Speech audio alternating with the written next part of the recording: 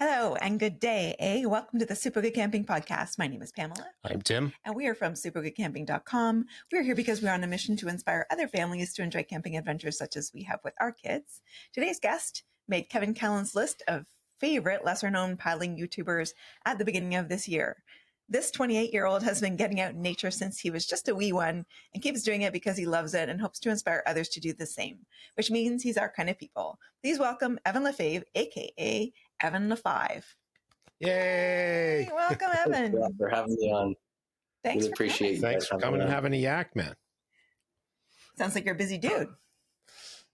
Yes. So there's probably, that's a perfect question, sweetie.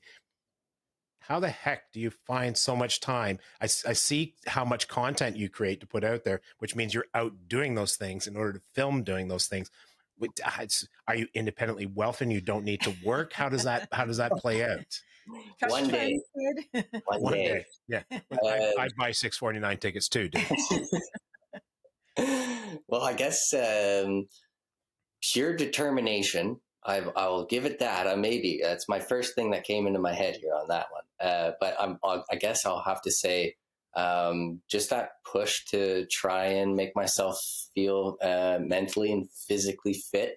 I'm constantly trying to get outdoors, even if it's just like, skiing right in my backyard. I'm fortunate. I live in Ottawa, so we have lots of natural spaces around here, which are, I could get to all kinds of different rivers within a 30-minute drive.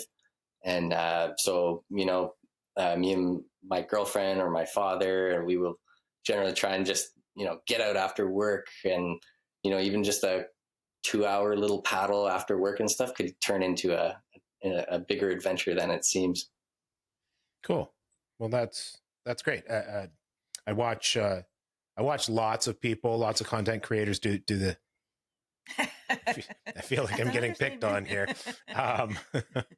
but I same sort of deal with Riley. Like they're out there all the time, man, and we live blocks away from each other, so we've hung out a few times. So I know their schedule and stuff. It's like, man, that's a push to free up your space to do the. You got to stack things up so that you're maybe doing your third side hustle or whatever it is on Wednesday nights until 9 o'clock at night so that you can go and do the stuff on the weekends. Mm-hmm. Kudos. That's amazing. Well, it's great to be so close to everything. Like we're not so close to things. Yeah. Well, yeah. Literally the only thing we have are the Toronto Islands to paddle around. Here, I don't think I'd paddle the Dawn. I don't know what it would do to my canoe. I sure as heck wouldn't want to dunk into it. Oh. It was a while when I think it was just about when I started actually approaching my channel seriously. I think it was right about when COVID hit, and I'd moved in with Phoebe at the time, and we were living Metcalfe and Gladstone, which is like core of downtown Ottawa. And we were both sharing like a single room studio apartment. And at this time I was just acquiring all of this gear. I got a new job and I had some extra money to spend, and I was just fascinated by this outdoors world. And so I got all this equipment, and I just remember her and we would go out for cross country skis and stuff. We'd be packing down all of our crap, down the apartment from the 9th floor, getting into the elevator and everything. And we were lucky enough. We had one time when it had snowed just enough that we were able to ski right through the streets, basically to get along the canal, the Rideau Canal. And we were almost able to get to like Parliament and back. It turned out to be quite an adventure. We had to become pretty creative when we were living in the urban world there. Where do you store all that stuff in a one-room studio apartment? Oh, we were lucky to have, Phoebe always says I have a Tetris brain, so I'm always able to kind of rack and stack things together into a tight package. But I'm also grateful our parents would kind of keep extra little tidbits and stuff that we couldn't really keep with us. Tim's the Tetris guy here too. Like when you're loading up for camping, everything's Tetrised into the trunk. Yeah, but not for storage so much though, because I'm the super. There's a whole bunch of the basement that is a workshop and storage, so I just have piles of crap. down there. Me too. Me too. We might be related. It's possible. Speaking of which, it's somewhat off topic, but when I was looking through like your website and I've been following your social medias for a while, but I saw a picture and it wasn't until I read the caption underneath that I realized that it wasn't you in the front of the canoe. It was your dad in the front of the canoe. Man, you are the spitting image of that guy. That's amazing. It's funny, eh? I have so many photos of him as a wee guy. That's just now, at this point, it's almost indistinguishable. Yeah. Well, what it ended up with, he had a bit of gray in his beard, and I went, no, Evan's too young to be that gray. There's no way, man. And then I read the caption, and went, oh my God, it's his dad in the front of it. Like, you guys just look so much alike. There's genes for you, right? I'm lucky to have his looks, his good looks. Cheers, Dad. There you go. Shout out to Dad. Shout out. Cool. So, all right. So you said at the beginning that the pandemic is sort of when you were getting into your content creation, figuring out your online persona. What really pushed you in that direction? What pushed you in that direction? What made you go, yeah, this is something I want to do? So definitely was already kind of veering around making content just for the hell of it. I suppose, throughout my whole life, I've been talking about it more with Phoebe recently. I've been having these memories, these flashbacks of my dad always having the camcorder around, and only now, like 20 some years later, he's actually digitized them all, and it's become these really great memories that the whole family can look over, and I'm starting to feel the same way about that. But he used to film some of our camping trips when we go out, so you guys would love that. Like, he was basically the one who got me all into this. He would bring out his SLR camera at the time, and he would have it in a little waterproof bag, and he was doing a lot of videography through his business, because he owns a media and web design company. He's been doing that for almost 30 years now, I think.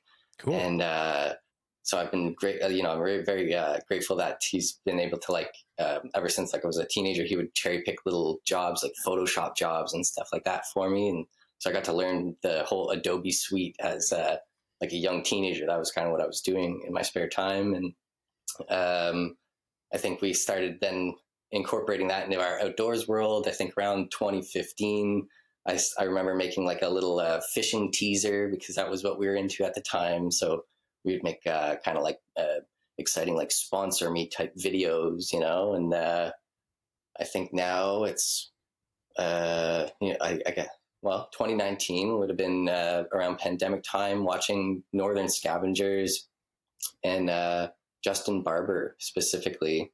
Those two channels definitely inspired me to get out there in the wilderness more and start to do more tripping type style things. And just knowing that, hey, I make my own music. I know how I went to school for doing a lot of this stuff. So it all just became this picture that sort of painted itself, I suppose. Nice.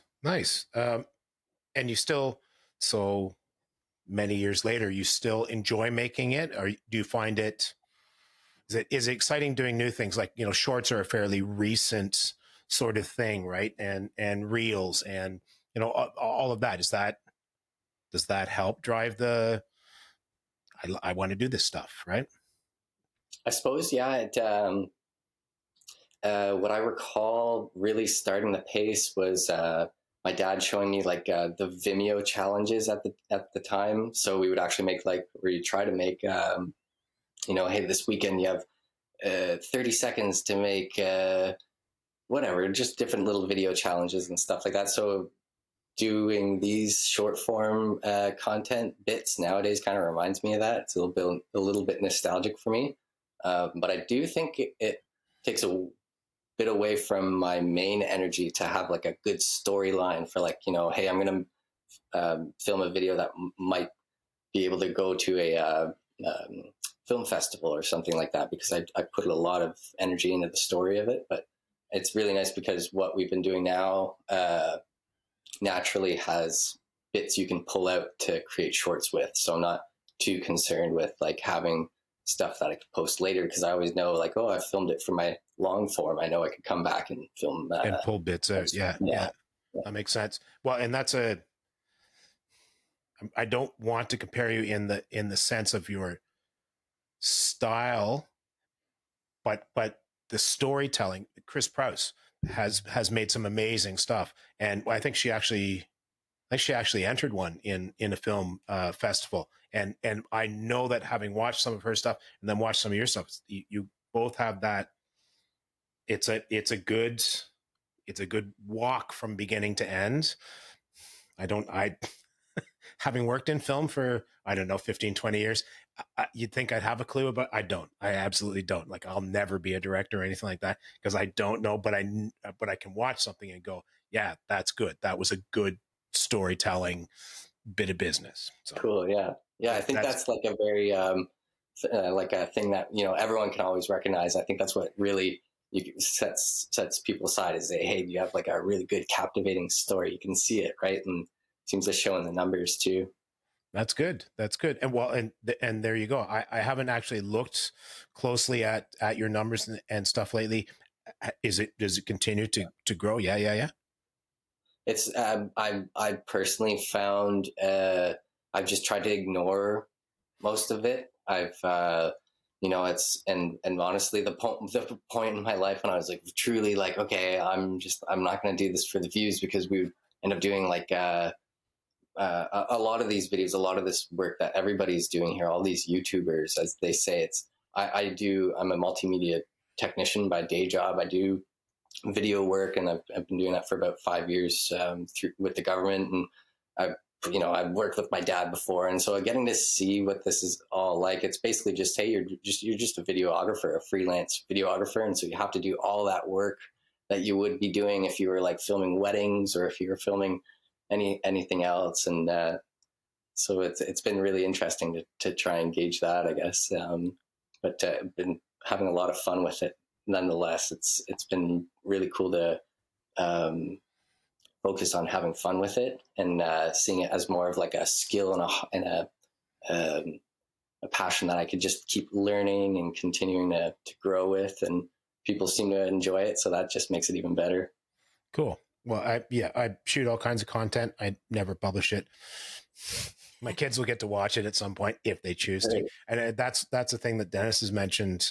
Dennis from Canoe Hound Adventures has mentioned a couple of times, is he puts it out as much as anything so that his grandkids can watch it, Exactly. you know, somewhere down the road, you know, go there. That's my grandpa doing his thing, which is great. Some of the most impactful stuff I've had is like my own family members and friends. I remember going to a friend's house once. I hadn't seen them in years, like old high school friends, like, hey bro, like I watch your stuff all the time, man. Like, and it was like, wow, like that means so much to me. And it's really cool to be able to share that. I know Phoebe had just mentioned the other day, her brother had said, like, it's so cool that, you know, we don't have to like wait for you to tell us stories of like what you did this weekend. It's like we get to watch what you did in 4K and have it like, you know, tuned to some good music. And yeah, it's really cool. It's really inspiring. Keeps my fire going to keep doing it.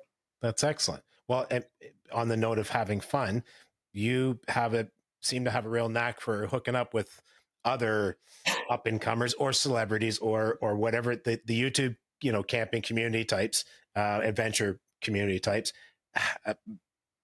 Tell me some cool stuff that you've done. Like I see you at Paddler Co-op, you know, doing whitewater stuff. Tell me some cool stuff. It's overwhelming, really. It just like, it was really hard to like create one of those, like, what it was my 2023, what did I do this year? And I think my biggest, you know, first of all, like my biggest piece of advice, if any of that interests you or anyone else, is like, just ask. Like, that was the main thing I could take away of what did I do this year, was I just like wrote people who like really inspired me and said, hey, like what are you up to this weekend? Like I really love what you're up to, and whatever, take it however you want. And I just think that's how a lot of this really happened. Like Kevin Callan, that was probably the coolest thing to become now at this point with Kevin, where it's like just being able to talk with him semi-casually, it's like it's really cool. Him and Paul Mason as well. It's now when I see them, it's like, what's up, buddy? Give me a hug. You know, it's like, yeah, I think the two biggest things, you know, would have been meeting with Kevin. He came to he went to go to a meetup to talk about his book with Andy, Right. like once around Algonquin. So it was the celebration of that. And so that was happening around my area here in Wakefield, just like a half-hour drive. And so I went there, and Andy was there, and Andy's very inspiring to me. And he he's very inspiring because of the fact he makes products. I've always had this idea, like I took graphic design in college, so I've got this I've got a creative mind I can't turn down. I can't turn down to zero for whatever reason sometimes. And so he needed help with his paddling map case. Yeah. Yep. And he was at the show. I just cold turkey walked up to him. I happen to have a business card, and said, hey, like, if you ever need a hand with anything, I would absolutely love to help you out. It's just a really big passion of mine. And he said, I have this map case I need help with. And next thing you know, I'm working with Andy. And then we had finished working together. And I said, if you know, a part of the bill was, hey, we'll go for a camp together sometime. And that's part of my bill, my invoice. And next thing you know, then we ended up, I get a message from Kevin and them, because they were doing the Mississippi trip. And I'd also messaged them on Instagram saying, hey, you know, if you ever need a hand with anything, I know the area well. I'm around there. And next thing you know, I'm driving Andy Baxter and Kevin Callan up to back up to their car. Sweet. Yeah, that was really fun, and kind of started the whole, or catalyzed our camping trip then that we later did on Opiongo. Yeah, that was cool. Breaking an axe. Good chefing, by the way. Good cooking. I quite like that. I'm the cook, so taking notes from you. So I see you get into doing not crazy whitewater stuff, but certainly some frothy business. You're doing stuff that's on the edge of seasons, because you're in a dry suit and a helmet. And do you rent the canoe, or do you own a Royal X type? Yeah. How cool is that? And how did you start doing that? Because that's the one, again, chatting with Riley. It's like, that looks really fun. I'm just terrified. Oh, you have to cut, like, if you guys are, especially if you're around the Toronto area, you should definitely make it out to the Paddler Co-op. At any point that you're, you know, thinking of going there, like, I know that I would 100% love to be there with you guys experiencing it. Getting into it, I think, as a picture is coming up on my thing of whitewater in front of me, it was distracting squirrel moment.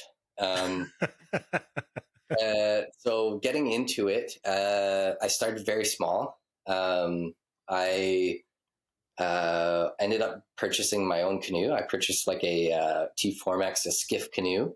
Yep.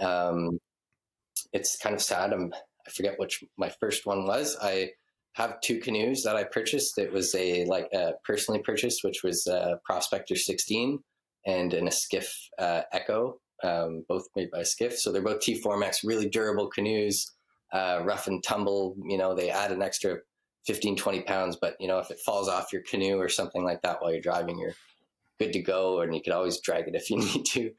So I started very small. We started on just little creeks, and I would go out with, you know, my dad, or alone. I would go out with Phoebe, just making sure we're being safe. We have all the, you know, common safety precautions everyone always talks about, like spare clothing and whatnot. And I would just practice in little outflows, getting used to that type of thing.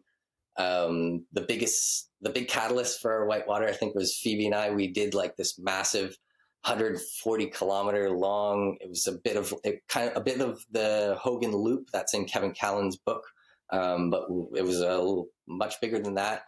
So we had done that with a big group of people, 6 of us, and we had come out from, I think it was Phillip Lake into Radiant Lake, and we had to do the Little Madawaska River, and that was the catalyst for her and I of like, oh wow, this is really fun to toot around, just in Swift. It wasn't like any kind of crazy rapids. It was just the act of moving water. It's just exhilarating, and that got us watching Northern Scavengers. And next thing you know, we're taking a course at Paddler Co-op.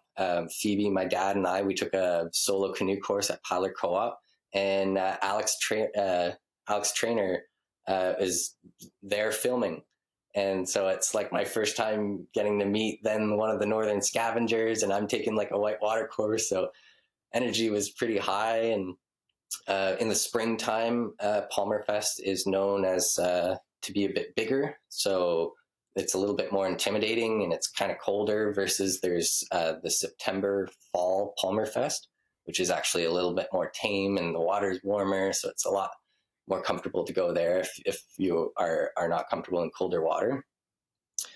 But taking courses, I basically started going at it alone. I didn't really have anybody to do anything with when I first started out. And I just tried to keep the fire going, keep moving. I started going out on my own as much as possible, and I tried to reach out to other people, and I ended up coming into contact with my good buddy now, Derek Lawless, who owns paddle.ca. And so we ended up going out paddling together. He continues to be like a great mentor on the water and off the water for me. And he's a small retailer basically for skiff paddlers or skiff canoes. Mm-hmm. And so we've been able to paddle demo boats. We've been able to take boats out to take people who want to try whatever ones out. Because we're a small retailer, we're able to get more of the custom unique boats. So I've been able to paddle things from the tiniest super ledge light to the bigger like 70. We have like 20-foot Miramichi canoes that you could get. So there's just this whole plethora of canoes then that opened up for me, and we started then being able to give Paul Mason canoe courses via then paddle.ca, and that's how I ended up coming into contact with him then, and starting to hear about where he's paddling and kind of exploring that a little bit. Cool. 20-foot canoe. That's a big piece. It's a piece. Yeah. Right on. It's been a busy year. So did you say you're now leading canoeing courses? No, it's something I've approached Paddler Co-op, so I'm going to work on getting my certifications and stuff like that. But yeah, after like having done a waterfall this year, and whatever that was, November with Paul Mason, we sent it off a waterfall. It was that was the moment I was like, you know what? I think it's time. Like, I've always believed a lot in the, I think it's called the protege effect. When you teach other people, you start to learn more about whatever it is you're doing. And I've always found that to be true. And it seems to be the moments when I learn the most too. So I think it would be really fun to teach people who are beginning. So yeah, if you guys are, just for fun too, if you ever want to get out in the water, just let me know. I'd love to get out there, because a lot of us, these communities, my life has been so changed by this paddling community, like getting to go out with Riley outside, and Brooke Smith, especially. Brooke Smith has been on fire this winter. Like we went to Valleyfield, Quebec, and paddled just on New Year's, like a couple days before New Year's. And yeah, just getting to be around people like that is very inspiring and keeps you feeling comfortable, and then no one's ever there to put you out of your comfort zone. Like it's, it's nice even to just be there to film sometimes. Yeah, it does. We're fairly new to the community in the grand scheme of things, but it feels like we've never felt anything but support from everybody. Like there's literally nobody that's, well, isn't it a competition? No, it's not. It's kind of the opposite, where everybody comes together and they raise everybody up by doing that. Mm-hmm. So it's very cool. Yeah, it is. It's a good. Who are we talking with? I was talking with somebody recently, and it hadn't really occurred to me. One of the best presentations last year that I thought was Sean Rowley. He did one on the connections you make, whether it's with nature, with other people, with whatever, like the connections you make by being out in nature. And I thought it was brilliant. Like, That's great. I feel bad. I missed a lot of the I know. presentations. Well, that's the two. You're running back and forth between the two stages at the same time as you're waving at Tunis when that sort of deal, right? So, we're going to go back to recording again. There's a one. So it's specific to the Ottawa region. You got a whack of people out there that are all part of the paddling community. How cool is that to have somebody that's like half an hour from you and go, hey, want to go do a paddle for the day or whatever? Like, that must be awesome. Is pretty great. Yeah, it's awesome. I'm so grateful for it. It felt like it did take a while.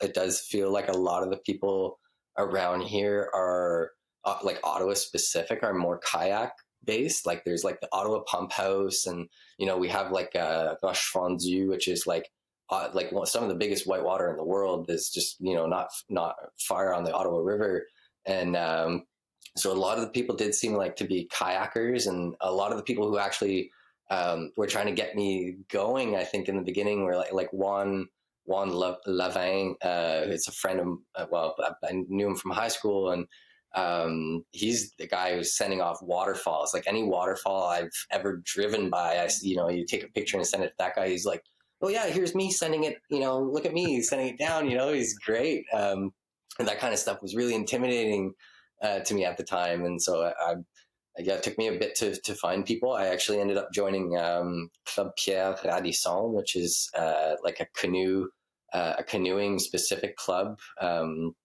mostly French based, but they would always be on the Rivière de la Petite Nation, which is a river that's like half an hour drive from my house, and that's kind of where Phoebe and I got our sea legs when we were paddling with Derek for the first time. And that's actually the river that's in I believe it's Path of the Paddle with Bill Mason. That's where he was filming too. So it turns out like Bill Mason's sowed his oats all throughout here, and so it was funny that Phoebe and I were actually paddling this red prospector in all these spots, and then we later would find out, like, geez, that's Bill used to live like right there. Like, it's so it just felt really weird. Amazing, but history. Definitely cool to find lots of paddlers have definitely come out as I've learned more from the community. Like, it's like, oh wow, that guy lives down the street. So I almost a personal question, just because I've never done kayaking. What's the big difference between the two? So canoeists are always known to be the people who have to be saved. I suppose that's that's like the root of it all. I think from what I've always experienced, and even like having been there, it's being in an open boat, like they would call it, like OC1, like an open canoe. You're usually likely to fall a bit more. It's definitely a lot more difficult to paddle a single blade than it is to be kayaking. But a kayak will allow you to get into like class 5 type rapid situations, versus like if you're doing that in a canoe, you're going to have a really hard time. Because, and I say that because getting to become into what they call a C1, which is a closed kayak, like a closed canoe. So it looks basically like a kayak, but you're sitting on you're like kneeling on your knees and you're using a single blade. So that's called like C1ing, and it's known to be like the ninja of the paddle world. And so you're gonna have to get there somehow. All right. Yeah. So like it's got a skirt that comes over the front. Right. Okay. I've seen pictures. Mm-hmm. I don't know. I keep thinking about it, but I suppose one of the things I like is doing trips, which I don't think I've ever had one that didn't involve portages, and kayaks are heavy, man. Like, I don't want to know about lugging. We've moved from a fiberglass to a Kevlar because I'm old and out of shape. I don't feel a need to lug a kayak around. That's when the pack rafts come into play. I think that's when I started paddling just recently. Steve Evans from Silic 46. We had gone paddling together, and we're hoping to do a trip to the Torn Gap Mountains in July. So that's going to be quite exciting. We're going to be going up to do the Korok River and then hiking back up to basically Eastern Canada's highest point or around there. I'm not sure if we're going to be hitting the summit or not, and then paddle Palmer River and then come back Korok and all the way down. So cool. How long of a trip that will that be? It's looking, I think, to be about 12 days. Yeah. That's cool. And so those boats are the inflatable ones, right? Mm-hmm. They're like sort of like a heavy rubbery sort of deal. Yeah. They're shockingly light though. After having paddled with all these different canoes, they're like the lightest canoe I've been paddling with is about 40 pounds, and picking up this 7-pound pack raft was just an absolute joy. Like, it was just too much fun. Yeah, I can imagine. Fairly bomb-proof? It felt like it. I would say, like, I would say having to know your territory would be really important. Like, knowing that, like, somewhat like the geology of where you're paddling, because if you're paddling, like, I think, I know, not to say I'm an expert or anything, but like, I think like shale, which is, I'm pretty sure, very sharp type of rock. Sharp, so rippy. Yep. That, like, I'd be pretty scared about doing that. But we were paddling at Palmer Rapids, and it seemed more durable than I thought it would be. And to know that I was paddling the boat that Steve had paddled in Baffin Islands and all around here, to me, it was just like, it felt like I was in a brand new boat for all I know. Yeah, that dude's done some cool stuff. Mm-hmm. Yeah, not that I'm jealous or anything. Cool. That's it for us for today. Thank you so much for our special guest, Evan LeFebvre, for joining us. And please do check him out. He's on YouTube as Evan Le5. So Evan, EVAN, LEN, the number 5, on YouTube and Instagram. So please do check him out, reach out to him, check out his stuff, and please do reach out to us. We would love to hear from you. We are at hi@supergoodcamping.com. That's hi@supergoodcamping.com. And we are on Twitter and Instagram and Facebook, and we have a YouTube channel, and we would love it if you followed us there. We will talk to you again soon. Bye. Bye.